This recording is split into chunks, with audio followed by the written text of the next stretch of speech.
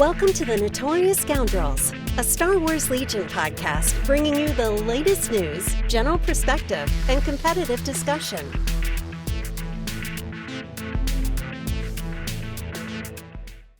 Hello and welcome back to the Notorious Scoundrels podcast. I'm Kyle. I'm here with Mike and Jay. How's your Monday, gentlemen? Speechless? I mean, I didn't sleep real well last night, and today's been kind of a long day. So, I really put Mike to work today, so he's in rough shape. Did you? I don't know. I'm making up today stuff. was a lighter load day as far as like work goes. Yeah. How about you, Kyle? How's your Monday going?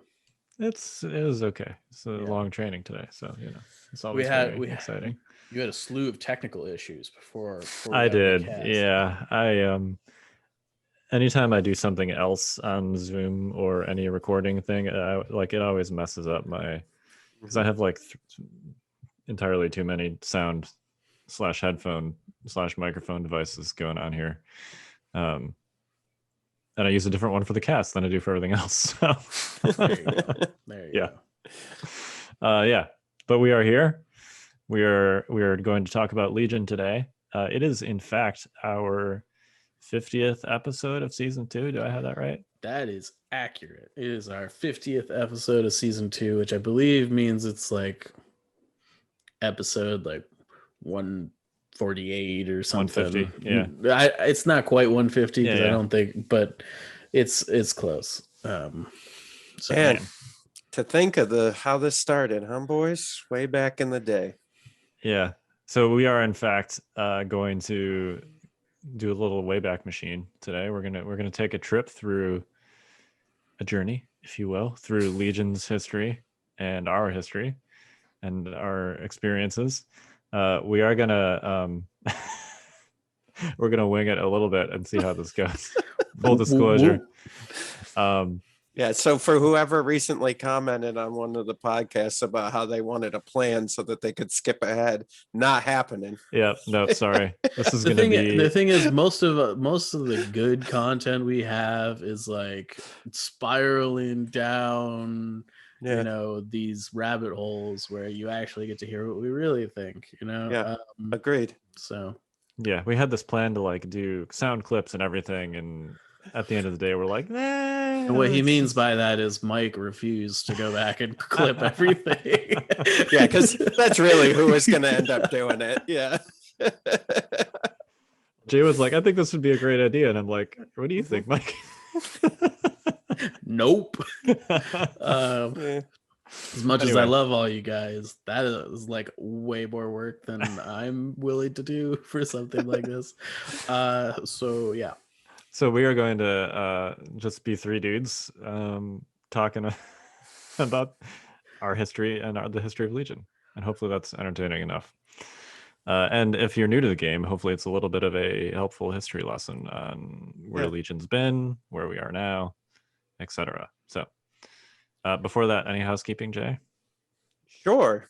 So if you guys haven't seen, we have sidebars again on pre-order. We did 4 faction alt art things. I think 3 of them are sold out already. And then we have our red and blue sidebars, which will very much be in. I ordered way more of those than I did, obviously, of the limited art ones. And the red and blue, we will continually update that stock, right? Those are things we keep in. I think that's a good one. Keep your eyes open. I'm gonna tease it. Okay, boys, we've got new order tokens coming, and so hopefully in the next few weeks those will be up for pre-order, and you guys can get that. All new designs, all new art. So if you either missed the first set or you got some of the first set, these are completely different now. So I'm excited about that. So those will be in up for pre-order in the next couple weeks, ideally. I love that, when I hear you say, I'm going to tease it, and I'm like, oh, we didn't talk about this beforehand.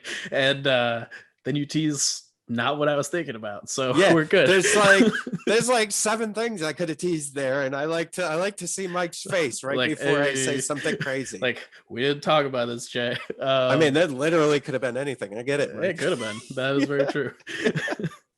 And then next month, we're gonna be restocking mats, and we got a couple new designs for that too. So I don't know, there's a lot going on. So a lot of stuff for you guys to give us your money over. Wow. Okay. Yeah. In exchange for quality products. There you go. Yeah. There you go.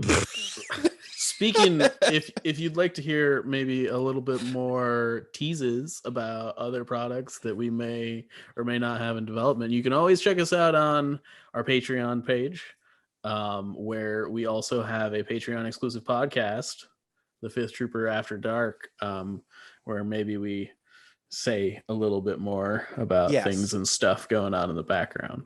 For sure. A little more peek behind the curtain. Yeah, we're a lot more freer with our words. Generally, I've had a beer or two by the time we get to that one, so I try to keep it straight and narrow for this one in the beginner's guide, but that one is just a free-for-all. So come on over and enjoy your time on the Patreon. All right. Well, speaking of, I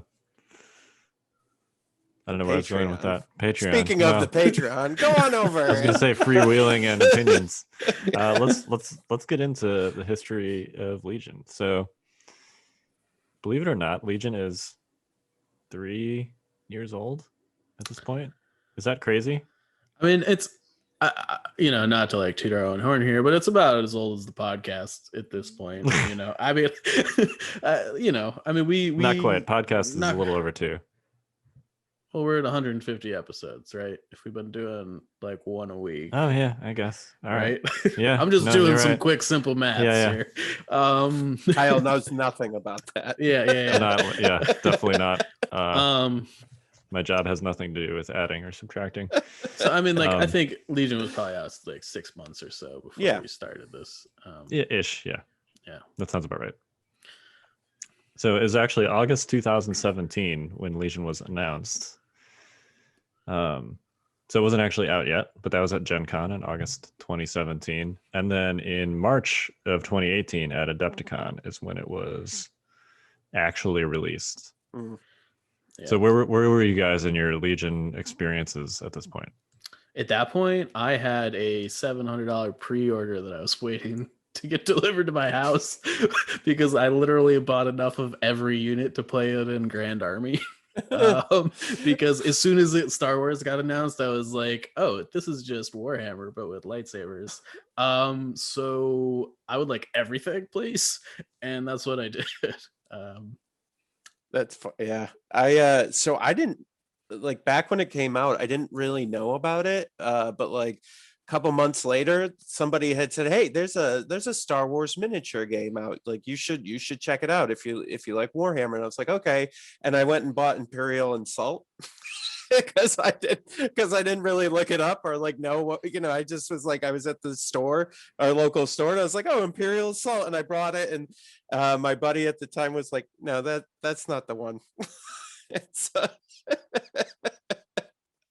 So that's my first interaction. So I had to go back to the store and return Imperial Assault and get that's the J-est answer I think I could ever have expected. Yeah.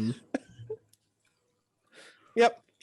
Yeah, so I had actually not bought in yet either. I was a 40K player, a bad one, but a 40K player nonetheless. And I was like, I've been playing 40K for like 20 years. Am I really gonna get into something else right now? So anyway, my friend Mike, not this Mike, different Mike. I have a lot of friends named Mike. He's got a lot of friends. I collect Mikes, my wife likes to say.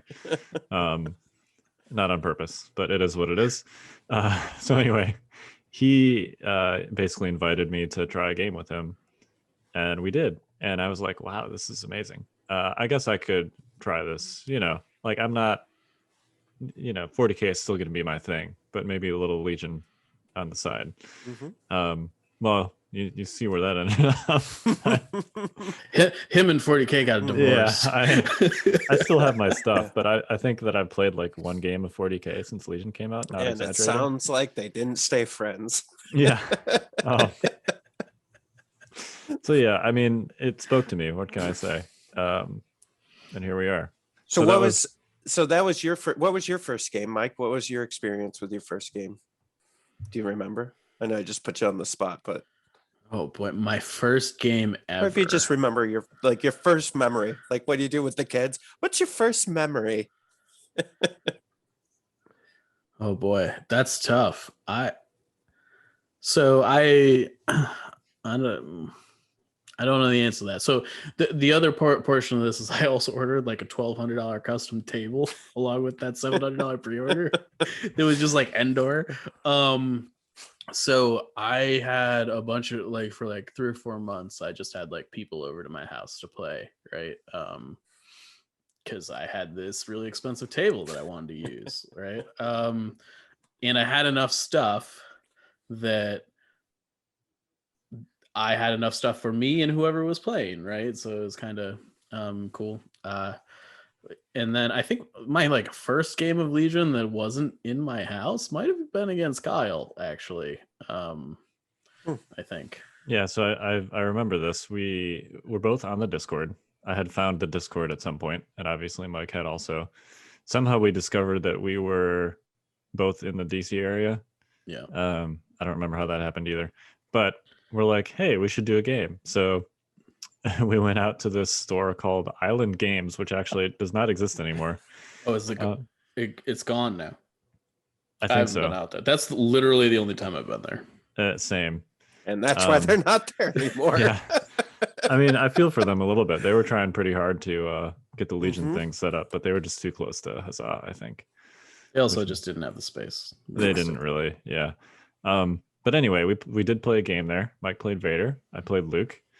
I almost force pushed Vader off the table, but did not. That was a thing, by the way. Yeah. when the game first started, there was nothing saying that you could not move an opposing unit off the table. So, when you force push something, you move it, and if you leave the battlefield, the unit's destroyed. So, Yeah, that was a thing. That was legal. For those of you that have listened to the Fifth Trooper podcast, my co-host Evan, when he and I first met, was at a local tournament, and he was playing Veer's triple bikes, and I had a Vader list, and I won the game by force pushing Veer's off the table.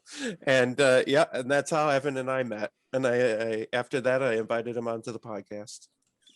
Stupidest rule ever. It was really but stupid, but the and most fun. they did too. change it. Yeah. Yeah. There was. I mean, I played in.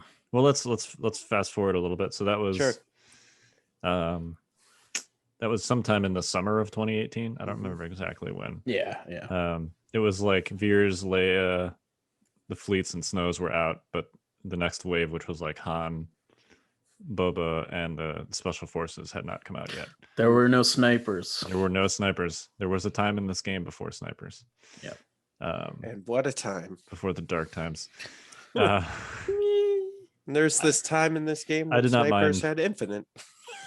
Yes, we'll get to that. So August 2018 was the first like real Legion tournament at Gen Con. Mhm. Did either of you guys go to Gen Con? Mm-mm. No. No, actually, I was at that Gen Con for Cubicle Raiders, which is the board game that we just launched Okay. this past year, but I wasn't there for Legion. So I was there, but I was play testing and demoing Cubicle Raiders at the time, Okay.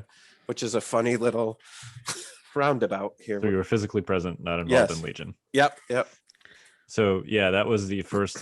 They called them at the time maximum firepowers, and the only way to like win an invite to the structure was weird. So the old structure, the quote unquote original structure, was they had these tournaments called maximum firepowers, which were only at conventions.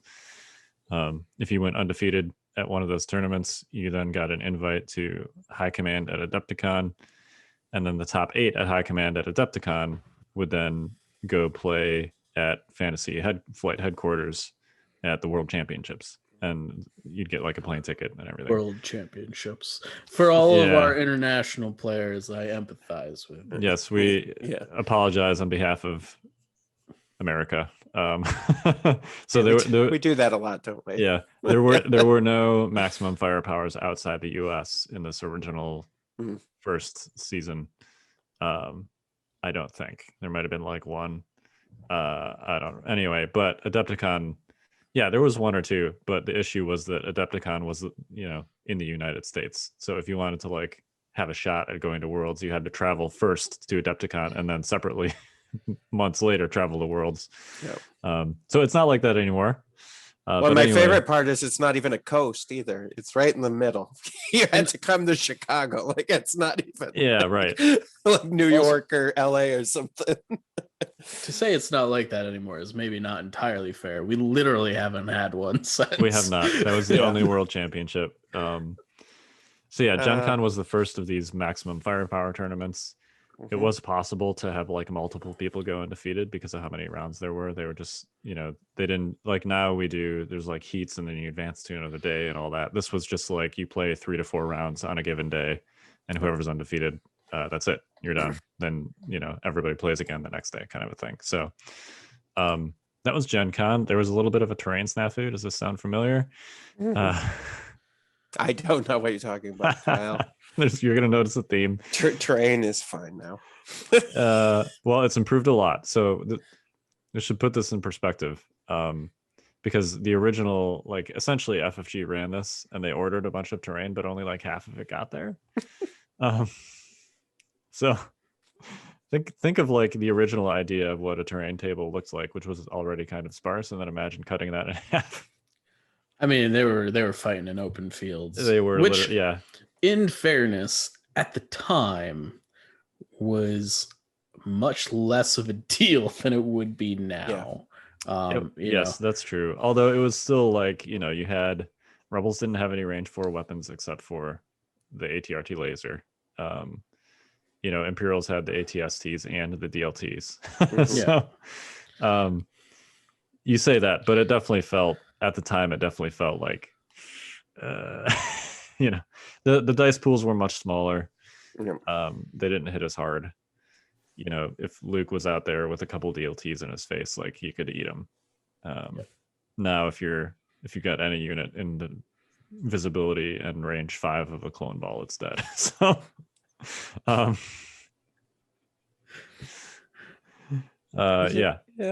little bit of a different consequence for sparse terrain at that time. Totally. You could still have a game in an open field to some degree.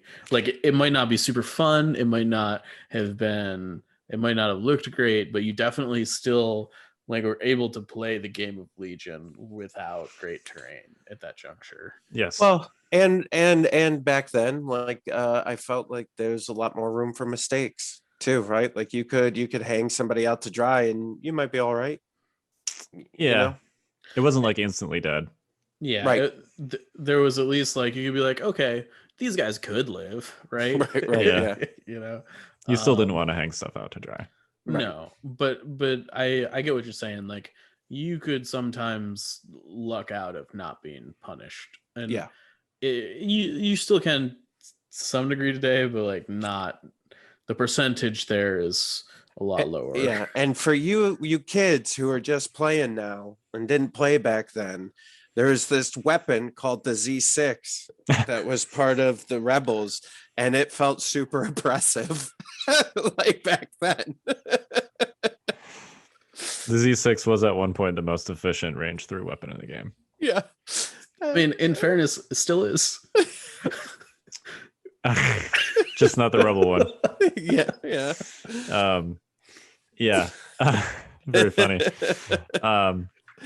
So yeah, that was Gen Con. You'd think that the terrain situation would have been rectified by the next tournament, which was Nova Open. I think they had the same issue at Nova. It was not, yeah. So it was literally the same terrain, like the actual same terrain pieces. Mm-hmm. It was equally well. At this point, it was pretty clear that FFG's plan was to like they weren't going to source terrain. They just had like a bunch of terrain they had bought, and this was like the terrain they were going to use for maximum firepowers, which from like a business perspective and from like a game balance perspective, I think was like a sound decision outside of the fact that they clearly didn't understand how much they needed. Right. Yeah. You know, Yeah. And well, the issue was there was like this big outcry after Gen Con, and everybody was like, oh, these tables are horrible. Those are super open. And then at Nova Open, they just used the same ones.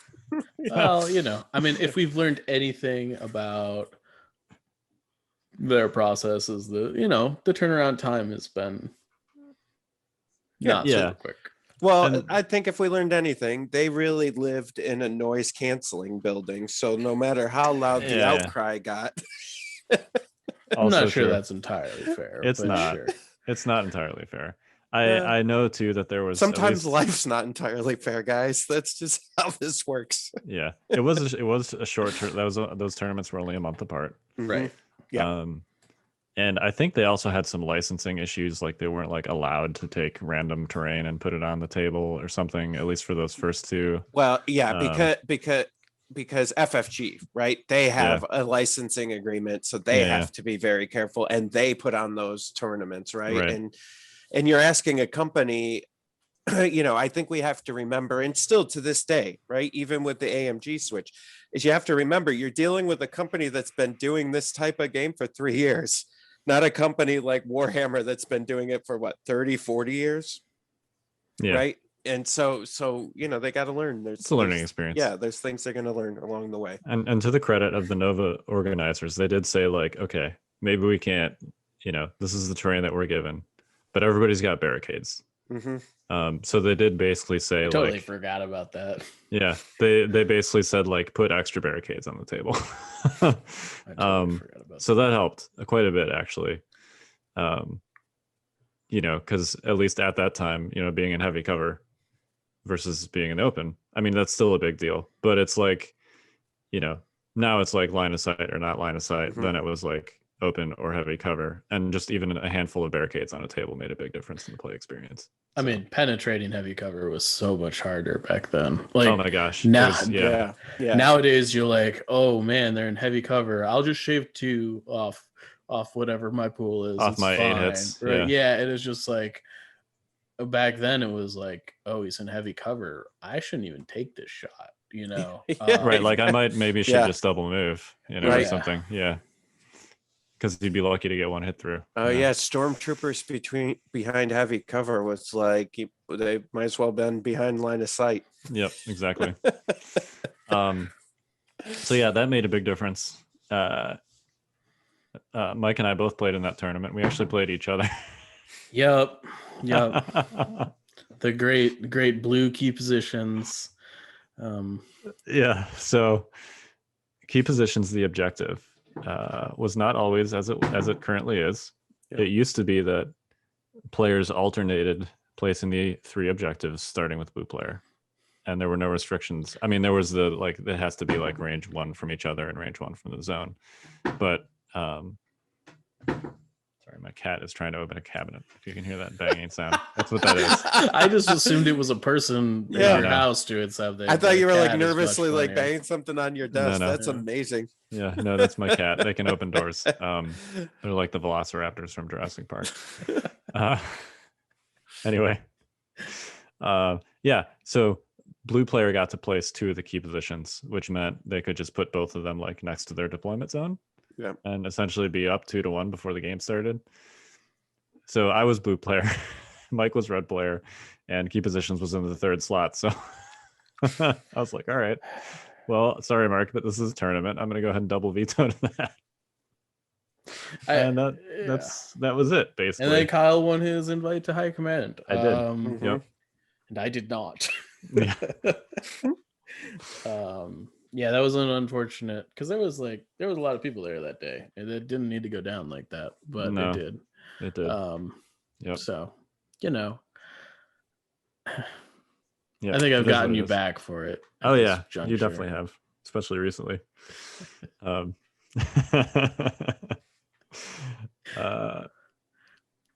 Let's see. You did not go to Nova, Jay. No. Mm-mm. And then we had Invader League Season 2 in December, which was my first Invader League. So that time frame right there, that September to December, that's when we started, right? Like, so I think I started Fifth Trooper podcast in September, and then you guys joined like a couple weeks like 4 weeks after I had been going. No, it was longer than that because I had started a blog, which I brought Mike on for shortly after, called Never Tell Me the Odds. Yeah. And you actually interviewed me on your podcast. It was one of your first handful of episodes, I think. Yeah, well, what I did was I realized that we were new and I didn't have any we were new, and I was like, all right, we got to figure out how to get listeners. So it's like, I'll just interview people that have been doing this. And so you had, Kevin from Imperial Discipline. You and Kevin were two of my first interviews, and I was like, I'll just bring guys that have been writing blogs on. And so yeah, that was fun. Yeah, and then at some point there was simultaneously there were people randomly being like, hey, why isn't there a Competitive Legion podcast? And then Mike and David separately messaged me like, hey, what do you think of starting a Competitive Legion podcast? And I'm like, all right, I mean, I don't know anything about podcasts, but I'm sure we can figure this out. So then I messaged Jay, and I was initially just like, hey, do you have any advice? How do I do this? And Jay was like, well, I can help you. Yeah. And that's how this relationship was born. So here we are. Yeah, that was I remember that. I was like, yeah, that would be cool to help those guys do that too. I'm like, why not? Let's do it. It's more podcasts, the merrier. Yeah. So we were part of the Fifth Trooper Network basically from the first episode. Yep. I always had big dreams. Always. Yeah. Still does. Since I was such a young lad. Yeah, that was really I don't know. I have to say, like, right around the end of this period that we're talking about. So right around the end of December, before we got into January, starting about now until right before the pandemic was probably the best time for me. Like in Legion, like it was just I in like doing the podcast and everything. It was amazing. It was such a good, fun time. Anyway. Yeah, I mean, we like traveled all these different places. It was, which we're undoubtedly about to talk about. Yeah. Yep. And yeah, but, no, it was, yeah, it was pretty, I know that dope. was kind of off track. I was just like thinking, I'm like, oh man, we're coming up on 2019, January 2019. That was when the first Vegas opened. I'm like, that is like really when like things just started to like become so much fun. So sorry, my excitement got ahead of me here. No, that was a fun time period. And part of the reason we're having this whole discussion today is not just because it's our 50th season 2 episode, but also because we're hopefully getting back to live events. We've had the Dallas Open. Atlantic City is almost exactly a month from now. So, as people get vaccinated and stuff, hopefully we'll see some more events get scheduled. And obviously that depends on the national / global situation and everything. But I'm optimistic that we'll see some more events in the near future. So that's partly why we're reminiscing about events. And there has always, of course, been Invader League, which I participated in December. That was my first Invader League, September through December-ish. I made it to Elims and got bounced in the first round. Nice. But it was by Garn, who ended up going to the final, so I don't feel too bad about that. Yeah, that was my first online Legion experience. Did you play in that one, Mike, or not yet? I actually played in the original one. Okay. And I got into a very heated conversation with LJ, as that's kind of our relationship a little bit. Love him, but we don't see things the same way. It was like way points were calculated and stuff basically made it so that like if you conceded to your opponent, you like made it so that it ended up changing in subsequent Invader Leagues, and but I was really butthurt about it, so I didn't play in season 2. Okay. Yeah, it's the format has definitely changed over time. Particularly like the round robin scoring has improved a fair bit. There's not really like, I mean, we've talked about MOV versus SOS in this podcast previously. There's not really like a good way to do tie breaks. And anytime you get, a round robin season where it's not like guaranteed that everyone's even going to finish their games. It just, there's not a good way to do it, but there's definitely like less bad ways to do it. Yeah. And I think we've kind of evolved to that, but anyway, yeah. So it was season 2 of Invader. Let's talk about LVO because we all went to LVO. Yep, we did. You didn't get like any sleep. No. So that was January 2019. Yep. I don't remember exactly how it came to pass, but I basically decided that I wanted to go because I wanted to meet everybody that I had been talking with online up until that point. And but I also had my invite already, and it wasn't clear at the time. I think basically like if you went undefeated and you had an invite already, it would just be burned, I think. So I was like, well, I don't want to play and steal someone else's invite. I'm good until Adepticon, so I'm just going to show up and hang out. And then Brendan was like, hey, you want to judge with me? It's like, all right, sure. Never done that. Seems good. So that's what I did. But yeah, we were up very late the night before setting up all the terrain because Brendan appropriately didn't want any of the actual players assisting with the terrain setup for bias reasons. So it was, I think we were just basically a 2-man judge crew. So we set up the terrain, all the tables. This was the first like community sourced tables, and it showed the tables were amazing. Yep. I have to say, I think that was the last major tournament that I played at where we weren't also streaming. And so like I did not have that on my mind at all. Like I was just there. I think we sponsored that. Yeah, we sponsored that first LVO and we did a bunch of stuff. But like other than that, it was just I just went to play, which was nice. Yeah, I mean, I got off to a rocky start, I think, at the LVO as far as like games go. So I was kind of like coming up the back end, unfortunately. But yeah, I mean, it was a great time outside of that. Yeah. Yeah,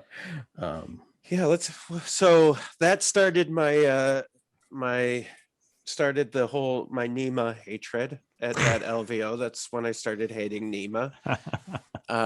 We had a great game and he won, but it was like right at like basically we were playing and they called time and I was just about to roll the dice, and if I had rolled I would have killed his Han and won, but they called time and I didn't roll, and then Nima was like, nah, go ahead. I'm like, no, they called time. That's, it was like kind of one of those things. And so, but he's great. I joke, Nima's the best. And but it's just funny that we have this rivalry that makes no sense, but it's good. And then also, Kyle, that was we both co-interviewed Luke Eddy at that LVO in that cafe, like in the middle of the casino with my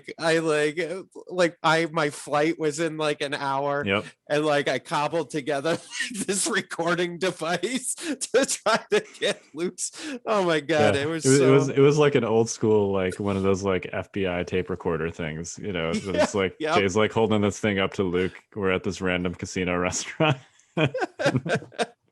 I wouldn't know I slept in that morning. Yeah, so. we were all exhausted. And then we're interviewing Luke and Kyle's asking these great questions. I keep looking at my watch going, oh God, I'm going to miss my flight.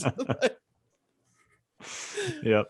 Yeah, that was a good time. That was kind of like the first, like, other than Mike, who I met locally, obviously, but just put faces to names kind of meet everybody convention. That was a lot of fun. And it's Vegas, Yeah. Yeah, I mean, it's kind of, I wouldn't quite say it's a big party, but it's kind of just it is a big party. And that which was is the first super fun. Yes, that was the first physical tournament for which snipers were legal. And at the time, for all you young bloods out there, they had infinite range like Cassian and Aiden, and it was awesome. Am I remembering this right? You could deploy them at different heights. Yeah, You okay. totally could. So let's say you had a height 1 something, you would put your main guy up there and you would keep your other guy at the bottom. And basically it like saved you an action or whatever, you know. Yeah. Well, and it was like a more efficient way to do what the kids call corner peeking. Yeah. You know, for those of you, if you're still not corner peeking with your snipers, learn how to do this. But since the unit leader is also the heavy weapon mini, if he dies, you just replace the other dude with him, right? And you can't take wounds on minis that cannot be seen. So if you swing your second guy behind a line of sight blocker or something like that, and your team gets shot, it doesn't matter like how many wounds your opponent does. They can't wipe the squad. They can only kill the one model. So please do that with your strike teams if you're not. Yeah. But yeah, there was, at the time, you could actually deploy the models on separate heights. So it was super common to like put one sniper up on top of a building and the second sniper just on the base of the building below him, so that it was impossible to see the second model. Can't do that anymore, luckily. Well, I don't even know if you would anymore with the limited range. I mean, I think there may be some opportunity for it, but not as much, right? Yeah, it definitely would be done less, but yeah, I think you'd still do it. Yeah, I mean, it's one of those things that like you used to put them up at the top of the building, and unless they died, they literally just stayed there all game, right? An aim shot. Which was fine, I think. It was one of those things, like, so this was they were legal for the previous Invader season. So those that played Invader basically had 3 snipers in their list. Those that didn't were surprised by the fact that people had 3 snipers in their list. Like the ranged 5 thing definitely made them more interactive. But balance wise, it wasn't like, they're each throwing 2 dice a turn. Like they're not going to overpower your army. They're going to be a pain, but they're not going to overpower your army at unlimited range. So it also made them it also made it like a lot easier for you to like not get your snipers killed by your opponent's snipers, because you're like engaging the enemy's main line at range 5 as opposed to their back line, right? The range 5 change made it easier for that. Yeah. So like it was kind of, I don't want to say a stealth buff to snipers, but I think it like overall it kind of was a wash.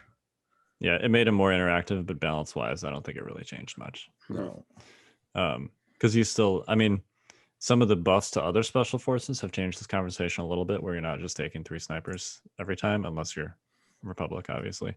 But like, Wookiees being buffed, Mandos being good. Rebels take things that aren't snipers in large quantities, potentially. And, so does Empire with special forces, Imperial special forces, so... potentially. Okay.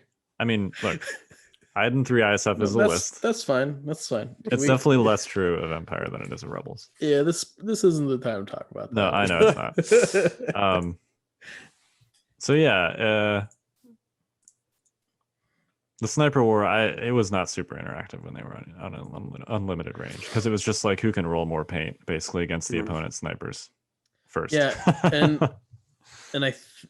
I'm not entirely positive, but this was before medics existed, right? Yeah. So like your snipers, once they were dead, they were kind of dead, Yeah. This is why coordinated bombardment was a big thing at this time. Yeah, it was very good. Very excellent. For this reason, because you could get ahead on the sniper war. Maximum firepower also good, but less so because you could only hit one target. So yeah, those were the days. But if you could catch both sniper models in line of sight with either one of those on the first turn, that was like game changing. Yep. So bad. And demoralizing. And too, hugely demoralizing. Yeah. All right. So anyway, let's move on to Adepticon, All right. which we also all went to. Yeah, we sure did. Adepticon, man, it was really. That was a week. Was it a weekend? It was a weekend. Yeah, it was a weekend. It was like 4 days though, right? Maybe 3. Yeah, It I was think we got in 3. Thursday, right? It was Or 3. Wednesday night. Yeah, I mean, it was like 4 days of us being there, but it was 3 Yeah. days of actual tournament. Yeah. We did stream that. I'm looking at a lovely photo of us with David and the backdrop, this beautiful Fifth Trooper backdrop. Mhm. Jay, do you still have that floating around somewhere? Oh yeah, yeah. That's I mean, since the pandemic, I Yeah. put it in storage in the attic of the garage. But yes, it's still here, waiting to be shown again. Yep. But yeah, We did stream that event. That was super fun. man, It I'm was a gonna be lot of honest work. with you guys. I It went was. crazy. I went all out for that. Like, man, for those of you that don't know, there's a blog post, or you could check any of our Facebook photos if you're friends with us or see us on Facebook. The photo is like, we had a whole booth. I think we had what, 2, 3, 4, 5, 6 cameras going. We had 4 mics. We were switching out hosts, the whole weekend. Like that was crazy. It was crazy. It was nuts. Yeah, it definitely was. I'm sure that I sort of got the have your cake and eat it too kind of experience, because I just had to come on and be like the color guy. Meanwhile, Jay's over there pushing all the buttons and setting up all the equipment. And Yeah, that was the first fight Rachel and I got in. Was because of Adepticon. So because I had brought her, I'm like, no, this will be fun. You should come. And like, it's just basically we set up. It would start at 8 a.m. or 7:30 a.m. and then we wouldn't be done till like 10 p.m. Man, that was a lot of work. It was, yeah. I mean, I can't even really say that it was a lot of work because I was like playing the whole time. But I did not play. Yeah. I think I might have been the only one that didn't play that weekend. I just held down the thing. We packed a van full with everything, and we had Rachel and myself and Evan, and we drove from New York to Chicago. And oh my God, what an adventure, right? And like all the things we learned, and oh my gosh. Like I still got to do the cool stuff. Like we got to wait in line. That was when the tank. We got to wait in line. But yeah, we got to wait in line. That was great. For the tank and the truck there, the speeder truck. Those came out at Adepticon, so we got to get we got access to those, which was cool. Which was like a couple months before they came out. That was neat. We live streamed, I believe, the Clone Wars being revealed. Yep, we did. Yep. That was cool too. And had Alex on multiple times to talk about it. Dude, he was on so much that week. He was. Yeah. He actually just hung around there were a couple where he just hung around for like entire games and basically did color commentary on live Legion games. So if you want to see some hilarious Alex Davey action, go check out that Adepticon stream. Yeah, and that's when we found out about green token sharing for the clones was on that stream. Yeah. Even though maybe we shouldn't have, but we did, which was great. In the defense of token sharing, at the time, it was just phase 1s, and yeah, that's it. So it was just phase 1s and phase 1s. Yeah, literally that. But I have to say, for anybody who wants to go to these big events, Adepticon, I think, is one of the ones you need to experience if you're into miniatures. It's just the people that run it are amazing. The way they do it is amazing. Like the area of Chicago is really cool. It's not in the city; it's just outside. So you can drive. Schaumburg. Yeah, Schaumburg. So you can get around but you can still enjoy like all the things that Chicago has to offer as well on top of it. Like it's a great show. Portillo's. Yeah. And very important. Sorry, I grew up in Chicago, so I remember that one night. Remember we got like 3 or 4 pizzas. Rachel went and got all those Yo, pizzas those and brought deep them dish in. pizzas were so good. That was Oh amazing. my god. I did not know what I've been I have not had one since, but Yeah. man, am I ready to go back to Chicago and do that again. Holy crap. Yeah. Now let's clarify. You are from the state of New York, Mike. Yes. Yes. Originally. Okay. Uh-huh. Just making sure. Yeah, I'm What gonna. does that have anything to do with? He's Nothing. doing. He's Continue. playing the old pizza versus pizza game, and I'm not gonna bite on this little worm that he's That sticking in pizza the is water not right pizza. now. That pizza is like Super lasagna. It's like lasagna. I've heard it described as a casserole. Yeah.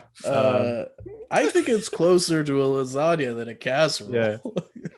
No, you're not wrong, but also you're wrong because it's pizza and it's amazing. Anyway, I'm not gonna bite. Not tonight. Man. So that was High Command and the Last Chance qualifier. So basically, they had like High Command was 32 spots, and they hadn't quite filled all of them from the convention. So they're basically like, well, we're gonna have. Was it 2 days? I think it was 2 days. Remember. I think it was. Yeah. Yeah, I don't know if it was 1 day or 2. Anyway, they had like a separate tournament basically to give away the remaining spots. I mean, it's so long ago, and the pandemic. It could have been 10 days. I have no idea. I have no idea. Maybe it was just 1 day. Anyway, Yeah. So they had that. That's where you got your invite, Mike, right? I did because you kicked me out of Nova. So I had to go play in Chicago with like my life depended on it. Yeah. I did get my invite at the Last Chance qualifier, and then I ended up placing like 11th or something in the main tournament, and you placed pretty well. Yeah, I went 3-1 in High Command, which was good enough for third because my strength of schedule was ridiculous. Everybody else I played also got top 8. So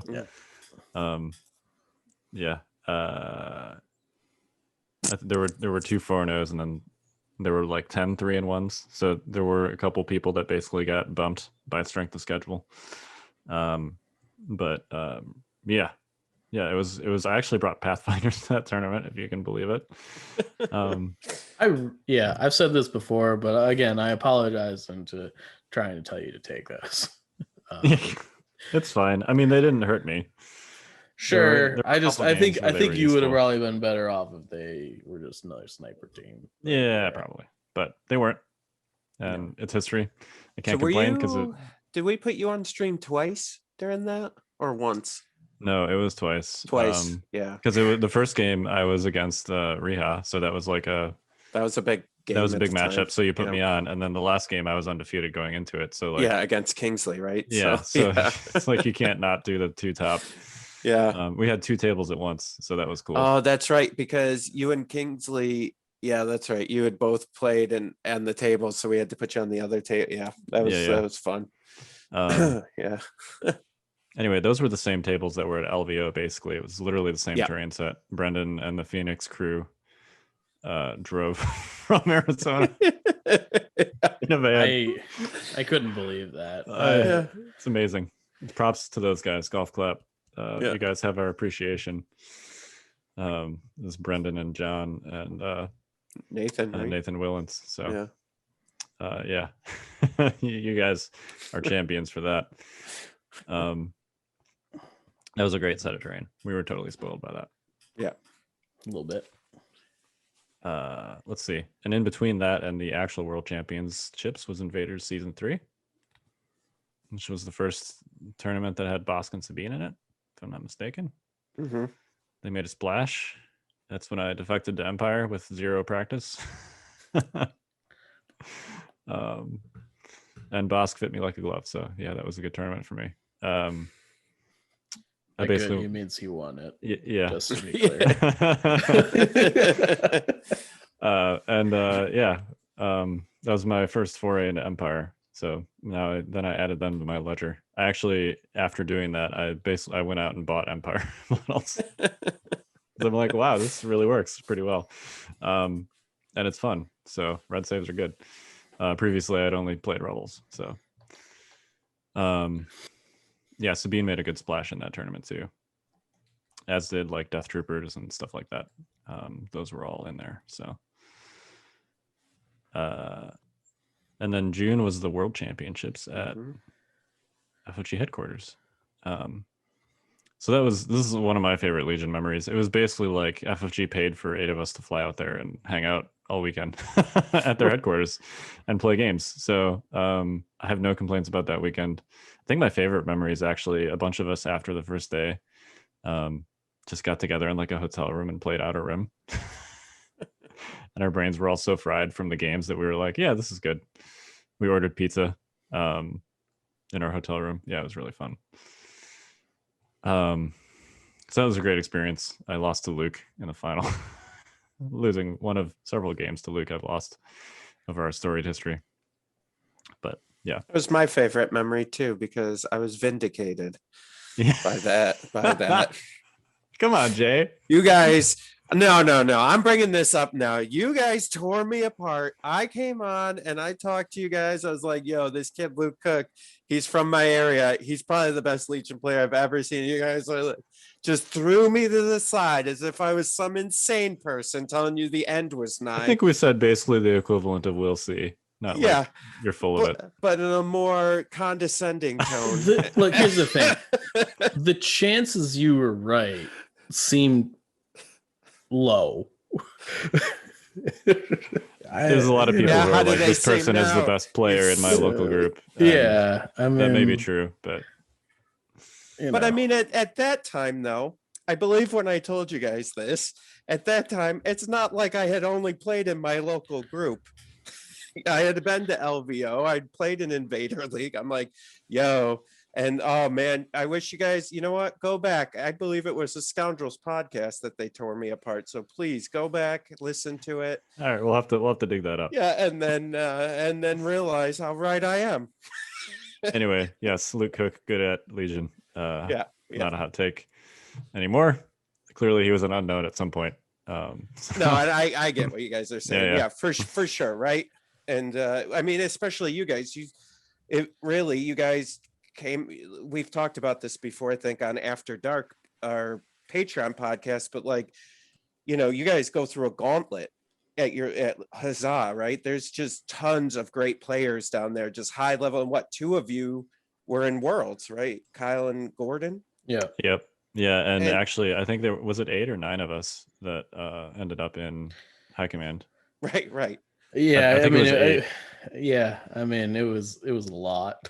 Yeah. Right. And so I get that. Like 25% of the field in High Command was from one store. Right. And in contrast, what was it? 2 people from my area were in High Command. So I get that. Luke being one of them.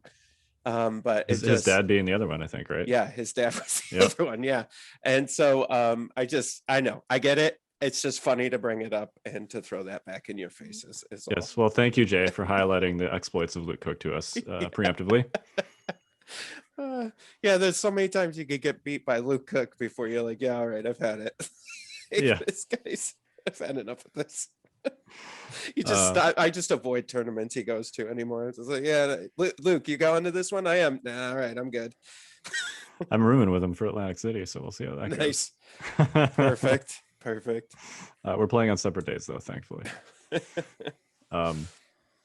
Anyway, so then we had Northeast Open pretty much immediately after. That was what, like July, 2 weeks? That was July 5th. Yeah, so that was only like 2 or 3 weeks after Worlds.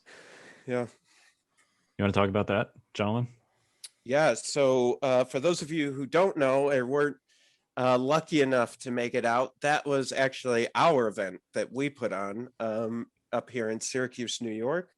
I think from the beginning, what we wanted was, as much as we like competitive Legion, we just really wanted to like drink beer with our friends. And so I teamed up with a local Comic Con here, and we've got this huge space, and we brought some of the same tables that were at Adepticon and LVO up to Syracuse. Plus we had our local guy, Jim Martin, out of Albany. He's I mean, he makes that. If you guys have seen that Scarif table that was floating around for a while, that really beautiful one with the ship and everything, that was Jim's table. He actually had that at Adepticon, and then it got featured at like the Star Wars Day or something too in Chicago. And so like, we tried to do the same thing where it was, our goals were, let's have fun on amazing tables, right? And just have an amazing event. And so that was kind of what we did. And that was just, man, that was so much fun. I think that was the first tournament where we pioneered a bounty board, right? Yeah. That's right. Yeah, so we put up bounties and there was rewards given for them. I think we gave out rewards to everybody who came. Like I mean, last place got, in the whole tournament, last place got a mat and something from Army Painter. I forgot now off the top of my head. There's a lot of goodies for sure. Yeah, we gave a trophy out for jankiest list, and I basically just took a T-47 and like sprayed it gold and put it on like a custom trophy. Yeah, this is when the T-47 was bad. Really bad. Yeah, not like it is today. I can speak from experience today. Had a real bad day against the T-47s today. So it was real bad back then, and so we just wanted to have a lot of fun. Like we had some cosplayers that were dressed up like Mandalorians come collect a bounty on Luke Cook. Like it was just insanity for the whole weekend. Yeah, that was really fun. None of us played because we were running it, but we did streaming and judging, and it was awesome. And hanging. I think that's the only event, which is crazy because I think we did twice as much work for that one. But that's like the only event where we've streamed too, where I felt like we had time to like hang out and chill with everybody and like see everyone, I sort of feel like we made time a little bit more, Yeah. But that's what it was all about. It was just fun, just for fun, just for the sake of the game. Yeah. The schedule was not as rigorous as like a normal convention tournament. So. Next time we do NEO, we should do it in Cancun. And then it wouldn't be Northeast Open. Sure would. I'll get around to that. Northeastern part of a different country? Yeah. Okay, Mike. Northeast Open hosted in Mexico. And for those of you thinking to yourselves, will there ever be another Northeast Open? Probably. The pandemic really put a hamper on that. I'll be honest with everyone. Little peek behind the curtain. We actually had a place booked before the pandemic hit, and it was going to be even better than this one. And then pandemic came and just decided that was a no. But now that things are clearing up, I honestly have been thinking about it again. So just so everybody knows, it could happen. Well, I'm very excited. Yeah. For that possibility. Yeah. So after that was Gen Con in 2019 in August. This was the first of like the new tournament structure. Yep. Which is the current one that we still have, basically. Apparently. Yeah. I mean, so that was the RPQ to Prime change, right?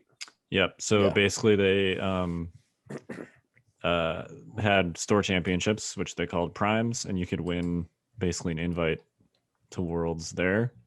And they were no longer going to do like a separate, Adepticon and then a completely separate Worlds after that. They were just going to kind of mash it all into one convention, which makes more sense logistically. And then they don't have to buy people plane tickets and stuff either.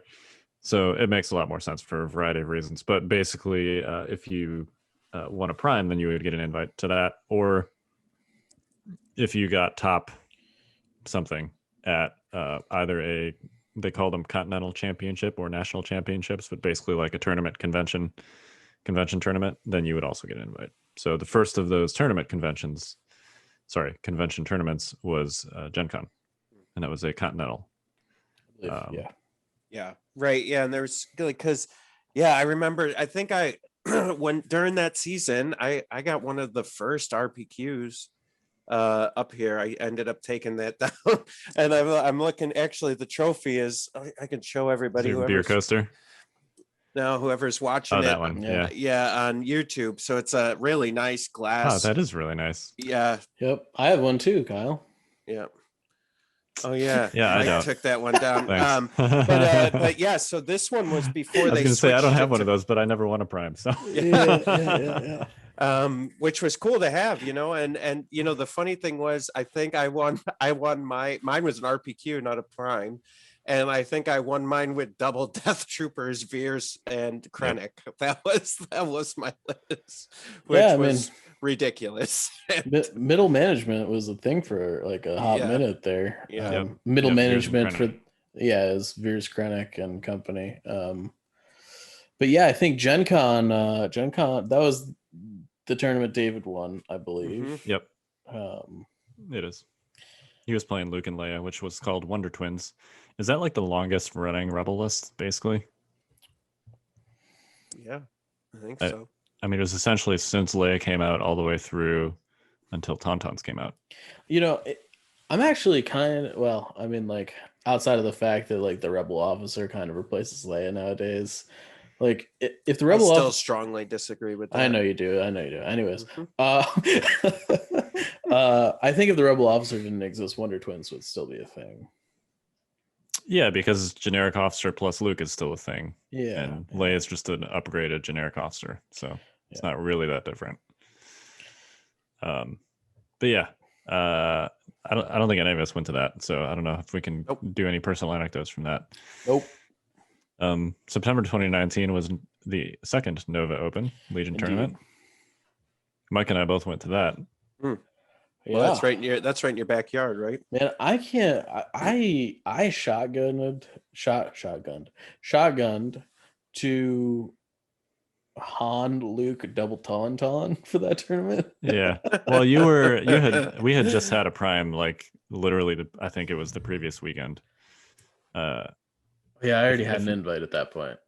Yeah, so you were just messing around. I was just messing around. You're right. That's why I didn't play something serious. Maybe it wasn't the previous weekend. It might have been like a month prior, but yeah. Anyway, it was close proximity. I'm remembering my brain process on this now. I was totally playing that because it didn't matter a ton for me anymore. Yeah, it did to me. It did. And I was like, I was looking for an answer for Tauntauns because I knew that they were going to be a thing. And they're not my style, so I didn't plan on playing them myself. So the previous weekend, there was a practice tournament at Huzzah. And I was like, I'll just try it. I think Palpatine's a good Tauntaun counter. So I'll give him a shot. And I put him on the table for the first time. And I won that tournament with Palpatine. We had a fun... You were playing Tauntauns in that tournament, I think. I think so. Yeah. We had a fun... I think we played in the last match of that. I remember my Tauntauns charging Palpatine, and I think I whiffed on killing him or even doing significant damage, really. And then he killed everything by himself, as he does. Yes. As he does. So yeah. Anyway, going into Nova, I was like, well, I think Palpatine's good against Tauntauns, but I have literally just that one tournament's worth of games with him, which was like 3 or 4 games, and that's it, and no practice. So I'm gonna just bring Wonder Twins. So I go to put my stuff together the night before, and I'm like, where are my card binders? Several minutes later, Mike gets a frantic text message. Where are my card binders? So it turns out I had left them at the store, which of course was closed by the time I went to do this because I had to wait. My kids were in bed and it was like 9:30 the night before the tournament. I'm like, all right, well, the only cards I have are the ones that are in I have these little like templates that you put units in, the ones that are in there, which was the list that I played the previous weekend at that tournament, which was Palpatine. So I'm like, all right, I guess I'm playing Palpatine. So I kind of lucked into like a good counter meta call. But yeah, that was a tournament mostly dominated by Tauntauns, but won by Palpatine. So I think in the top 10 players, there were only 2 Empire and 8 Rebel players. I did not personally face an Empire player the entire tournament. So, which was lucky. The tables were still really bad. Yes, there was. That's a whole separate, another Nova Open terrain issue. They wanted to make all their own terrain, which is admirable. But Nova Open is first and foremost a 40K convention. Yeah. And they basically had, like the Nova Open terrain team making terrain for the Legion tournament, which is good, but those people make 40K terrain. So, yeah. Which is much different. Yeah, it was very big. The pieces were extremely large, like ridiculously big. And then there was also like this snafu at the beginning of the tournament where like they didn't deliver all of it. It was like sitting on a cart somewhere else in the hall, and so they had like 30% of the terrain that they were supposed to have for the first round, which, as you can imagine, was kind of an issue. And then basically they found it and they're like, oh shit, we got to put this on there. But by that time, some people had already seen the sparse tables and made last minute list changes to plan for sparse tables. And then suddenly they were super dense tables with giant terrain pieces on them. It was pretty hilarious. It was, yeah. So as someone who already had their invite, it was pretty hilarious. Yeah. I did not, but I couldn't mulligan my list because I only had one set of cards. So it turned out it worked out for me at the end of the day. Yeah, it was weird. And there were, even after that, there were some boards where like half the table was empty and half the table had like 15 line of sight blockers on it. It was weird. The finals tables on the second day were fine because they basically pulled like the best of terrain from the other, however many tables that was. But the heat, the qualifier days, it was weird. It was just a weird terrain situation. Shortly after that was the last tournament with unlimited range snipers. Because then we had the big points up. Yep, we had the big points update in errata. The first one, it was not hinted at or previewed or anything. It just got dropped on us basically. So it was a pleasant surprise, but not an unwelcome one, as Palpatine would say.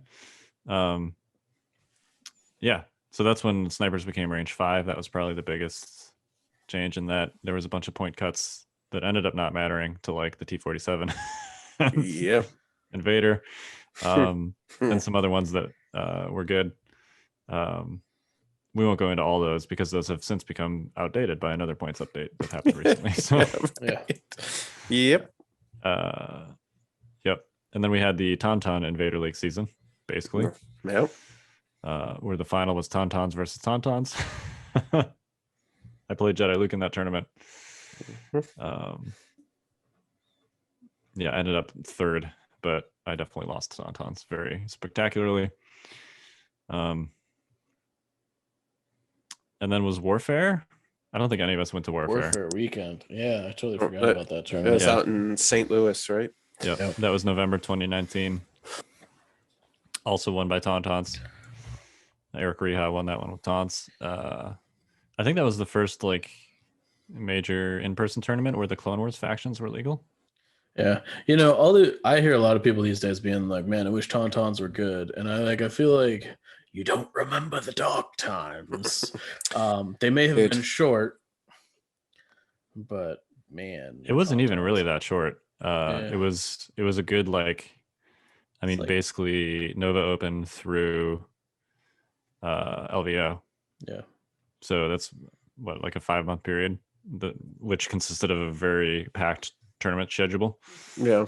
There were some European tournaments during this time too, where they were also very successful. And even in the, 2 of those tournaments were won by Palpatine, who is there because he's a Tauntaun counter. But like all of the Rebel lists in the top X players of both of those tournaments that weren't won by Tauntauns were all Tauntauns. So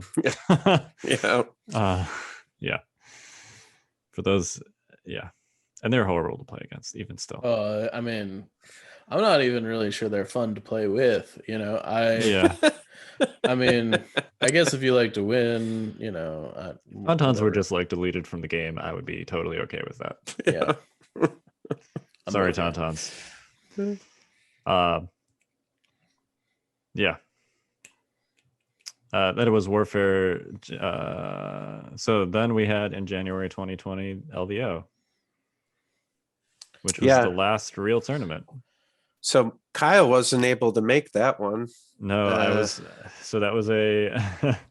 I was like, all right, well, clearly I want to go to Adepticon in March. That's only 2 months apart. There's no way I can swing going to both of these, so I had to make a choice. Yeah, how'd that go for you? Yeah, well, I mean, I had no idea. mean- what I mean, your wife coronavirus was at the happy, time. I guess. So that's all that matters. But yeah, Mike and I went to that one. We were actually roomies for that one. We all played, and we also streamed. It was amazing. I had a great time. Again, for my part, if any of you listen to Fifth Trooper Beginner's Guide, I had Nima on a few episodes ago talking about Command Hand, because I faced Nima in my last match, and I was 3-0 and he was 3-0 and Nima beat me again. But that was a crazy game that we had, and was a ton of fun. And yeah, Mike played, and you played against David. Actually, like I did. I played against a bunch of. I mean, I guess played against Ed, David, and Luke.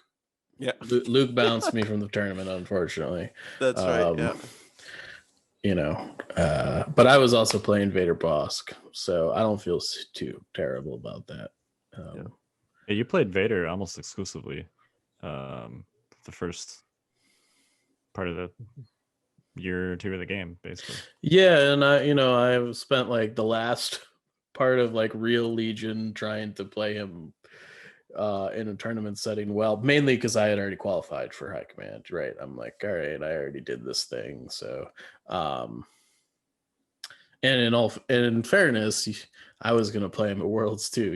You know that. Oh yeah, Operative Vader. But Yeah. I mean, look, the Vader's in the title. So but yeah, so it was definitely a fun tournament. I think I had more fun the second time at LVO, just because I think we knew what we were doing a little more, as far as like we knew where to eat, we knew how to kind of like manage our time. It was also a better put together event, the bunch of And things. I think there was enough of us there too that we all had each other's backs, and we were kind of all hanging out together. Like it was, I think similar to like I Northeast Open and Adepticon. Like Adepticon was kind of our first time streaming, but like once we kind of got the Fifth Trooper ball rolling, like the more events we all went together, the more fun I was having too.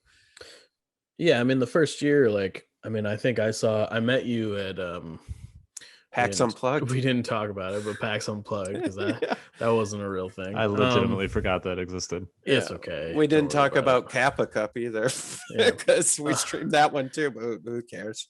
But the first couple times you hang out with people you just met can sort of be a little weird, but yeah, I mean, now that we like all know each other really well, it's definitely way more fun, right? So I definitely would encourage people that are like going to these events to try and like get into a pocket of friends that you can hang out with while you're there, or have a group of friends all sign up to go at the same time.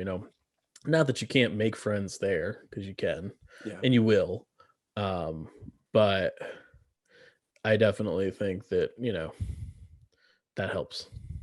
Yeah, agreed. It's funny, for PAX Unplugged and Adepticon, both of those events, I got in a group for an Airbnb with like 9 people at both of them, and that actually made some of the experience. For Adepticon, both Luke and his dad were with us, Evan, me, Rachel, a couple other guys, that were there for different reasons. Like we all got a giant house in Schaumburg, and like we're just, that kind of made it too, where we would all ride back together and just shoot the shit and have some drinks. And anyways, yeah, I agree. If you're going, like, even if your buddies don't play Legion, but maybe they're into just like board games or something else, there's like tons of stuff to do at these conventions. Like bring them along. It's worth having people there to like share that experience with.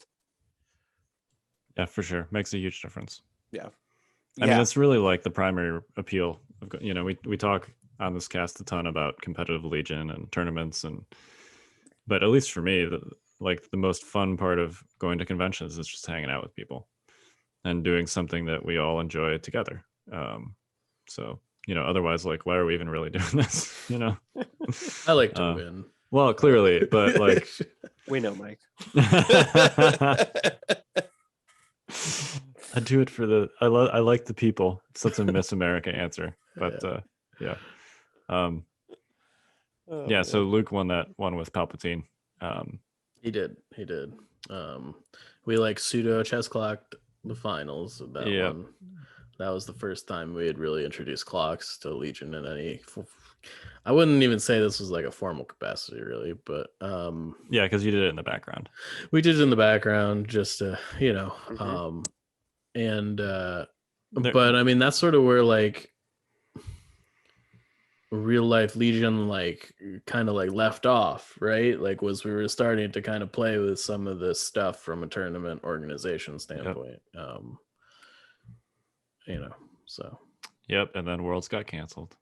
And then we had Invader League 5, Invader League 6. Man, Both I'll tell you, that was real touch and go for that. I remember, like, just real quick, taking us back. Like, I remember we were like planning on going. Like, I was getting stuff packed. Like, we had a lot more going for this Adepticon than we did for the last one. Like, it's going to be great, you guys. And I remember talking to Brendan, like, because he was TOing at Adepticon, and Hank, who's one of the heads of Adepticon, like every other day, going, should we do this? Are we?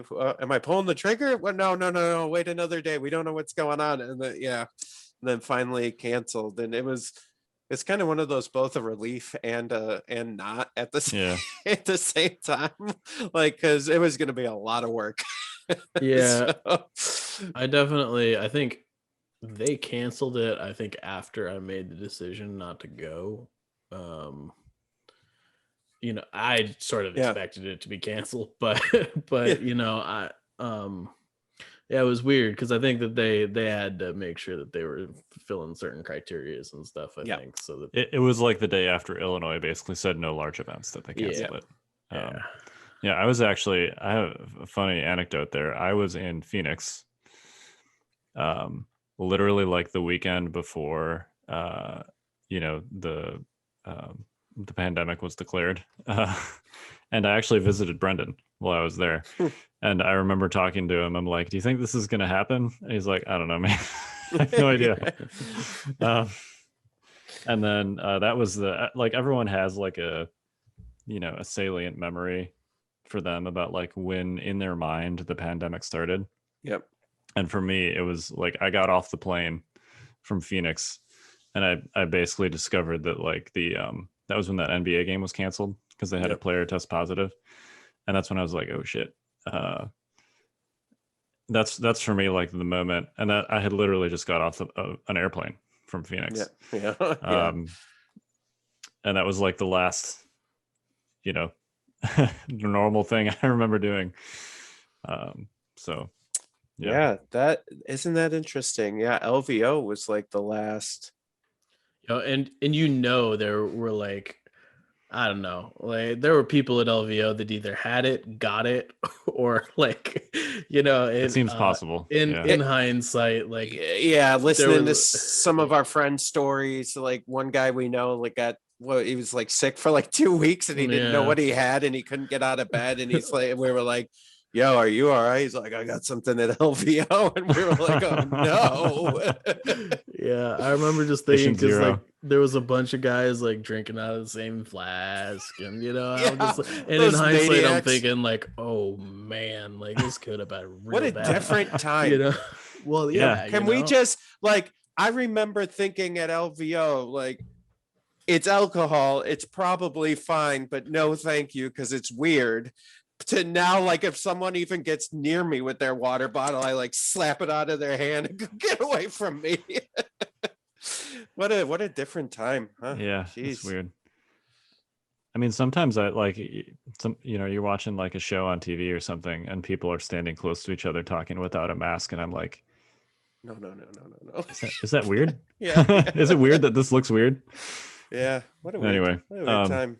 this is so we are reminiscing about events because hopefully we're starting to do some soon. Well, I mean, no, hopefully they're happening, right? Like we Yep. just had the Dallas one. We You just got had Dallas Open. Yep. AOC coming up in June. Like Whoa, ACO. ACO. What did I say? AOC. ACO. Yeah. Whoop. You know. Wrong Whoops. acronym. Yeah, we're gonna talk about pandemic. I don't know. Stuff got weird. Sorry. Yep. ACO. All right, let's talk about Invader Season 5. Okay. Because that did happen during the did. pandemic. It did? That was the clone standby sharing season. Yeah. Mm-hmm. Mike was second in that season. Yeah, I lost to Luke. Again. Yeah, and lost to Luke in the final. Luke who? So Jay, now you have to lose to Luke in some kind of important tournament final, and then we can we can all like all right. you know, Does like have just that regular identity. like I've lost to him in like 3 primes. Does that count? There you go, yeah. Then we can all commiserate together, share All right. experience. Perfect. Let me get good enough to get up there, and then I'll give you guys a call. Yeah, so that was the standby sharing season. I also lost to Luke in that tournament. He's the one that bounced me from elims earlier in the bracket. I was playing Dooku, so yeah, not clones. And yeah, there's not. I don't know how much there is to really say about that season. Cassian kind of made a big splash during this season. That was the first one. This was the first one he was legal for, I think. Mm-hmm. Yeah. I mean, but it was like the coming out party for Republic as like hey, we're here. We got arcs. We got standby tokens. You know. Yeah. I mean, both of those things really changed how Republic played. Yeah. So. Yep. And then we had Gen Con Online, which actually we organized, right? Yep. Man, that feels like forever ago. I know. Yeah. I forgot about that till you just brought it up. I did too. Oh my God. I'm going through my notes here. Yeah. So that's right. Cause David, so David from Yavin Base, formerly of the Scoundrels, came up with the great idea he goes, hey, I don't think anybody's putting a Legion tournament on for Gen Con Online. Do you guys want to do it? And we were like, yeah, right. So not to be outshined by our former selves, we had 3 different streams going and giveaways at the wazoo and all kinds of crazy stuff going on. That was I forgot about that. Yeah, that was nuts. Yeah, no, it was a good time. I think JJ won that with the saber tank, I think. Yep. Rex and Saber Tank. Yep. And then after that we had Invaders Season 6, which we just finished and talked a lot about. So I don't know how much we need to talk much more about that one. I guess we should hit on the final. We did say we were going to have Inno Saddam on. Mm-hmm. And we were not able to get him on. So you want to just recap it for us real quick, Mike? Sure. Super fast. Yeah, so they played Long March, Vaps. I don't remember what the condition was. It was not super relevant, I don't think. It was like War Weary versus like droids or so. I don't know. Like it really was not relevant. I think. At least as a viewer, it was not relevant. Okay. Right. Fair enough. It wasn't anything like supply drop or like that. Basically, the way the board was set up was that they both had a very exposed evaporator.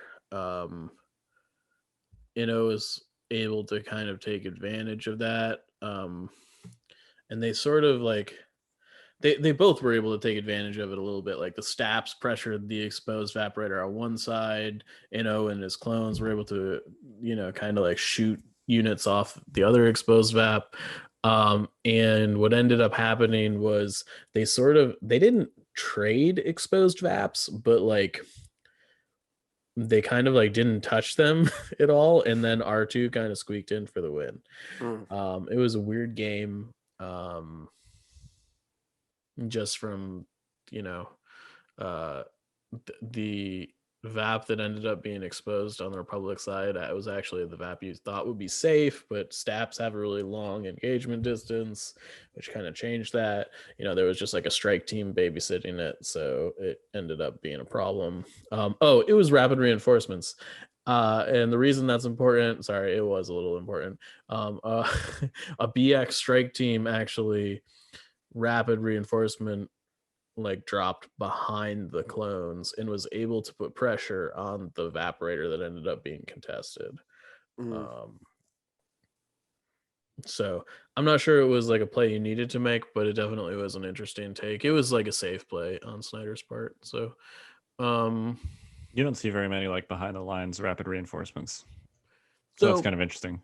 Yeah, I think the 13 act list like has a little bit of a they can control when that rapid reinforcement happens, like basically hold it until after all of your stuff is gone, and then because they have so many activations, they can kind of like use their activation count to make it so that unit can't really be shot. So yep. As long as you put it in a good spot, which is basically what happened. So overall, it was a good game. R2D2 shined.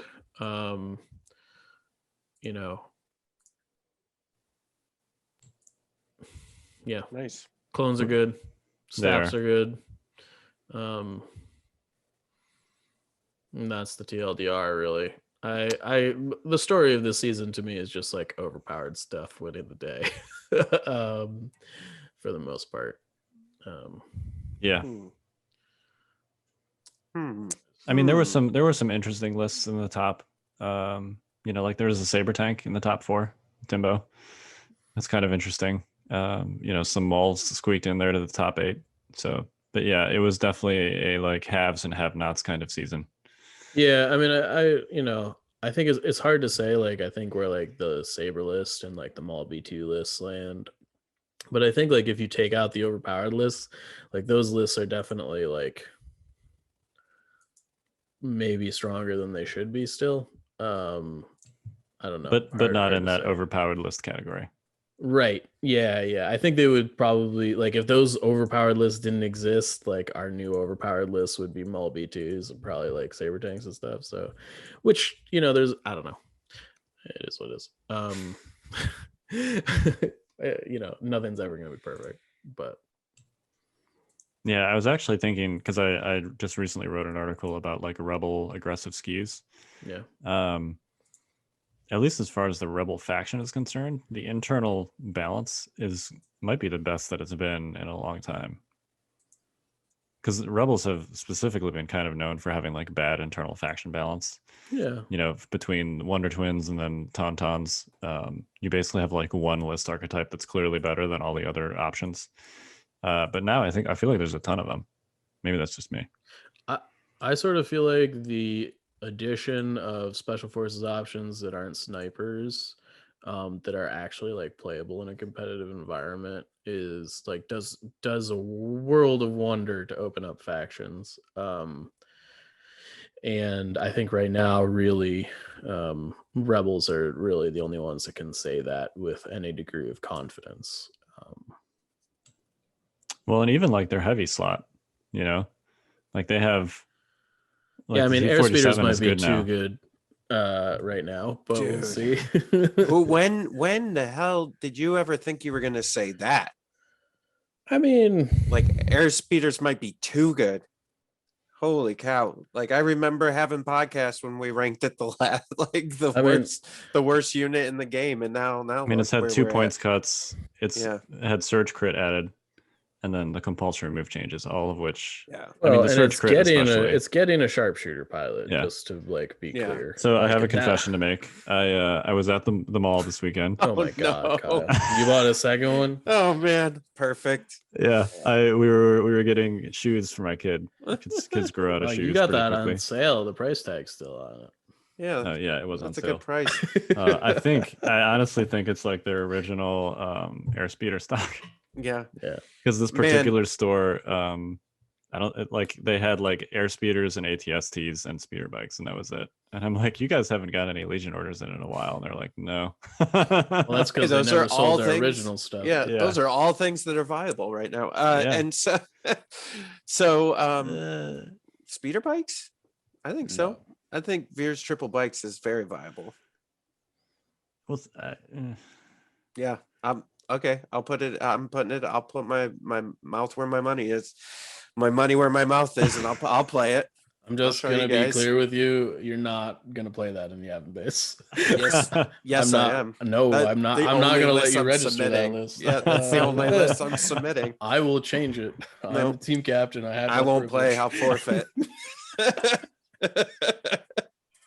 Jay, we got to win next round, man. Come on. Dude, I We got got- housed by T47s Yeah. today. I was like, so we so got I'll- kind of crushed by the Germans as a we team. did. We got real crushed by the Germans. I think we had a lot of close games. They so, were, like, yeah.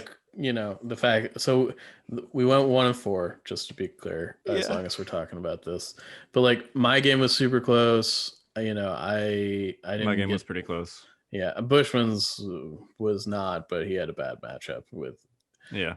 You know, it sounded like Jay's game could have went either way. So you know, I mean, it is what it is. So you don't win them all, and when everybody's playing lists that they're not as familiar with, it's Yeah.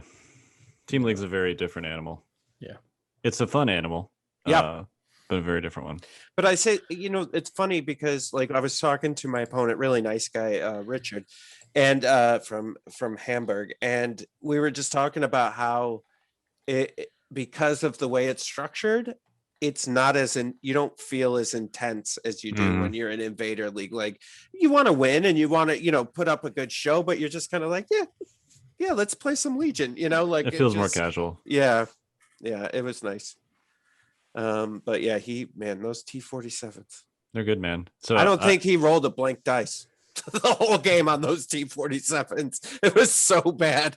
And then when he was shooting the ATSTs, it would be like 3 crits and 3 hits. And I'm just like, so six coming through to the ATST. And then it would just be twice. I'm like, what? 12 wounds on the ATST? Okay, cool. That's awesome. they're really good against armor. Yeah, they are really, Um, really good. with that surge crit. Yeah, it's so yes, I can now run 2. I also have 3 ATRTs. I was posting around like a triple RT, double T47 skill list, which I think actually could be legitimately good. Especially if you don't know what the tables are going to look like, because it kind of doesn't care. Yep. You know, you only have a handful of trooper units, and you know, you have basically like 3 naked rebel troopers and a couple sniper units, and so you need to hide like 14 models basically. Like even on the worst of tables, it's going to be reasonably doable. So yeah, I'd be lying if I said I wasn't considering it for Atlantic City.